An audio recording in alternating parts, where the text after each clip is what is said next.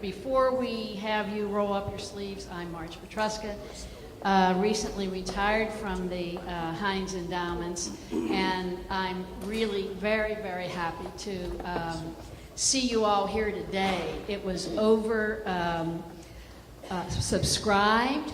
Earlier, if you felt really cozy, we were happy about that. We arranged this next session, Jerry and I, around various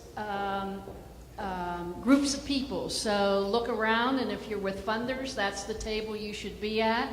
If you don't like it, blame it on Jerry. We spent some time doing this, and there are pediatricians and healthcare. There's a business table, an advocacy, a policy table, and if it doesn't work out, that's okay too, because you'll be really important to us in the next steps. This whole day has been videotaped, and there was early on, and I don't know, Jerry, is it still on Facebook where we live streamed, and early this morning there were 400 additional people listening in and 700 people who liked us for a while. And maybe they came back, I don't know. This is, I can't see probably, but a really diverse group of individuals and agencies that we're really totally thrilled about. We have 3 questions for you in this roll up your sleeves, wear your Batman cape session.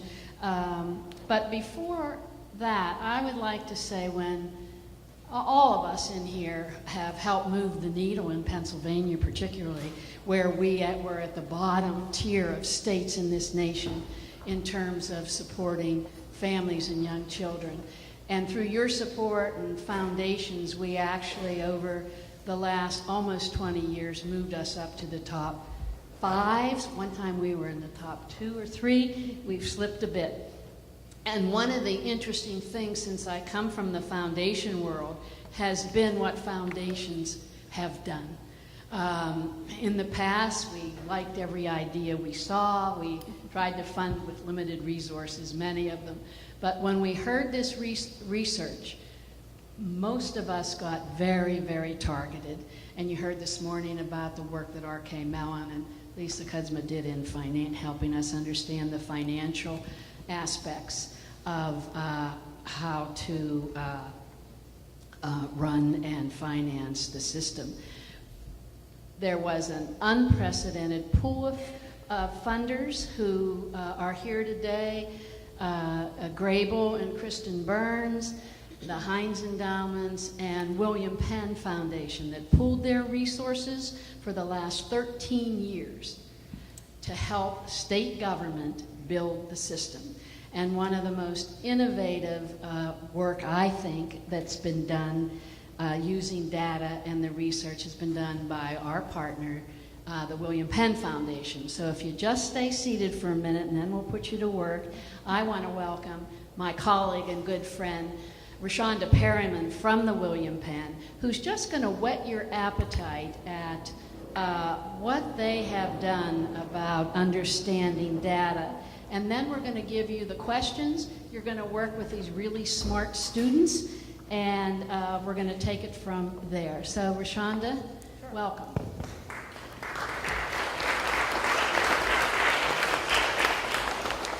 Thanks, Marge. As Marge said, I'm Rashanda Perryman. I'm a program officer at the William Penn Foundation, and we, as you know, I won't reiterate what Marge said, we have been in a long, faithful partnership with the Heinz Endowment and the Grable Foundation and other funders across the country, as well as in the state, to try to move the needle. It's been such a terrific day, and I'm appreciative of being here and being around such great thinkers. Just jumping right into it. To tell you a little bit about William Penn Foundation, historically, the William Penn Foundation has funded in early care and education, both nationally at the state level and locally. And as Marge said, we've been in existence for a little bit over 80 years, but something happened when the emergence of this great brain research sort of took the sector by storm. We reacted, as many stakeholders did. We really responded to what that research said. And Over these years, we really honed into supporting and funding high-quality programs that use that brain research as an epicenter for the programming and practices that they use in their services. You know, not only did we use this research as a model of the way in which we would like to fund, we also thought about this research as a model of the way in which research can really shift the narrative and really help us to do and think differently within the early care and education sector. I'll tell you, I've been in early care and education my entire career. I started as a pre-K teacher. I worked in child care subsidy with women and children, in public policy, and I promise you, when this brain development research sort of hit the scene, we started doing things differently across the board. Programming changed, practice changed, teacher training changed, the way we talked about this issue, public policy shifted, all of that happened. And at William Penn, we tried to consistently not just model high quality practice, but really think about what happens when you use research to drive your agenda and drive the way you do the work that you're set out to do. So in that vein, I'm just going to tell you really quickly about a couple of data points that we've sort of gone after at the William Penn Foundation to try to move the needle just a little bit. And we've done that in 3 different buckets. One, field building data. We tried to capture that. Data to improve practice. And the last one really is around grant-making data, and I'll tell you about that in a second. So in terms of field building data, I'll talk about 2 different data projects that we've worked on that we're hopeful have really tried to change the narrative a little bit. One of them is around a local project that we do in Philadelphia around the child care map. But let me just step back just a second to Marge's point. Marge wanted me to tell you a little bit about Philadelphia. So Philadelphia, we are, it's about 100,000 children between the ages of 0 to 5 in Philadelphia. And we, luckily we have about 100,000 child care subsidy slots that we can use, or child care slots in the city as well. So it matches nicely with one another. Unfortunately, Philadelphia has the dubious distinction of being the poorest large city in the country. And our programs really, really reflect that. What that means is that we have, out of those 100,000 slots, only 15% of those slots are high quality, meaning that 85% of the slots in our city, in Philadelphia, literally are either programs that are not associated with our state's quality rating and improvement system, so we don't know what they're doing. They may be offering quality services, but we don't know because they're not associated, or they're actually low quality programs that we know by research is not impacting, outcomes, desirable outcomes for young children and families. Given that, and given what we know about and what we've talked about today around children in poverty and families, that are impacted by the stressors as they are related to poverty, we realized in Philadelphia that we had a true crisis. So out of that crisis, the William Penn Foundation began to think about what data do we need to help inform our grant making, but also to help our practitioners and stakeholders in the city to really help to move the agenda. What data do we need to do that? One of the first things we realized is that while we had child care information, we didn't have a lot of data that we could particularly use for our policymakers, for our programming folks to really understand where we needed to have services. So we had a group sort of plot out, where are all our child care centers? Where are they in relation to poverty? Where are they in relation to immigrant communities? Where are they in relation to families who need additional services? What's high quality? What's low quality? Where are our catchment zones? And we literally put this on a map, and that map has been used to apply for federal grants. It's been used to apply for private dollars that have come into the city. We now have a new source of funding. You may have heard of it, called the soda tax. We're very excited about it, but it all will be for naught if we don't know where to put those dollars. And our child care map, that data source, is going to be able to help us to know where to put those dollars throughout the city. So that's one of the things that we would call sort of field building data. And we have some other examples of that quickly. The Keystone Stars inquiry, that is the STARS, which is our quality rating and improvement system. Really looking at that, we realized that we use that as a proxy for high quality, or what we thought was high quality. We would always say if you're star 3 or you're star 4 child care center, then you're a high quality center. But we didn't know for sure that high quality was ultimately resulting in high quality services that ended up with child outcomes. So we tested it. We made sure that if we're across the state going to talk about high quality as, using that as our proxy, but we needed to make sure that that actually was what was happening, and it did turn out to be that way. So that's the field building data that we sort of have funded. The other kind of data that we funded is really data to improve practice, really looking at what is happening in our classrooms and how can we give teachers and practitioners and directors what they need to do a better job at doing what they're doing. We at William Penn have historically funded, for as long as I can remember, we've funded coaching in classrooms to help providers do a better job, to help teachers understand what they're doing and do that even better.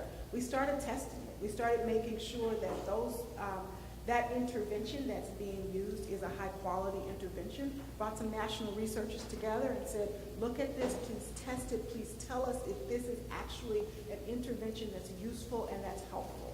Turned out it was. Turned out there was a lot more that they could be doing, but we wouldn't have known that had we not given it a try. That's the data to improve practice. And the last one I'll really talk about is sort of grant-making data, and that's sort of specific to the field of philanthropy, but it's that data that we need to really make catalytic private investments. As Marge said, often, for a long time in philanthropy, we would sort of give money to what sounded good, what felt good, and we begin to make really an assertive effort to find high-quality programs that were actually backed by data that we could use as grant makers. And one of the things that we've done around that is to really look at, so we funded 2 advocacy projects that you may know across the state. One is Pre-K for PA, I heard the councilwoman talking about that. Another one is the Fair Funding Formula campaign. Both of those are real high-quality campaigns. They're modeled after great work that's happened in our state over a number of years, plus other things that have happened across the state. We've actually funded evaluation and research of that advocacy campaign. And we needed it as a grant-making body, but turns out other grant makers need to know what effective advocacy looks like. Oftentimes, we all know that a win doesn't just mean additional dollars in the pot. A win may be changing the mind of key legislators. A win may be contacting, moving someone just a little bit, moving the needle a little bit, but we needed to know what those things were so we don't walk away from the table thinking that all of our efforts were for nothing. So that's one of those grant-making data points that we've begun to sort of see or test to see if those things really work. And I think what we want to do now is open up, have you all sit at your tables, and I'll hand it back over to Marge. This was just a quick example of ways that data can be used to really move the agenda. Thanks so much, Rashanda.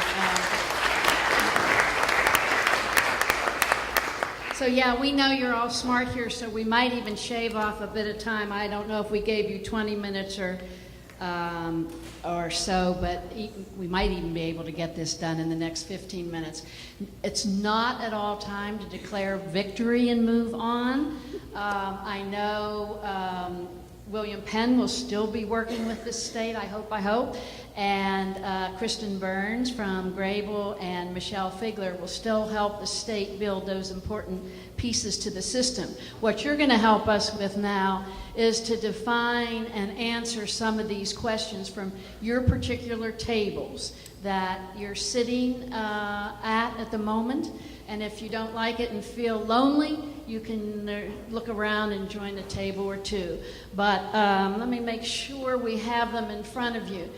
If you want to, you're going to get mad at me, table people, but if there's something so urgent that you think that can be done in the next year, please let us know. 1 year, that's sometimes really hard to do, but really think about it, and then over the next 3 to 5, what are the key issues from your particular advocacy viewpoint or funders viewpoint or healthcare viewpoint, etc. So you see the questions here, they're going to be on your table. Let's put you to work, and we're going to report out and synthesize a bit the work that you do in about the next 15 minutes or so. Thank you. So as you all know, there are students and postdocs embedded with the troops, and they're going to be taking notes on a Google sheet that's all going to be uploaded.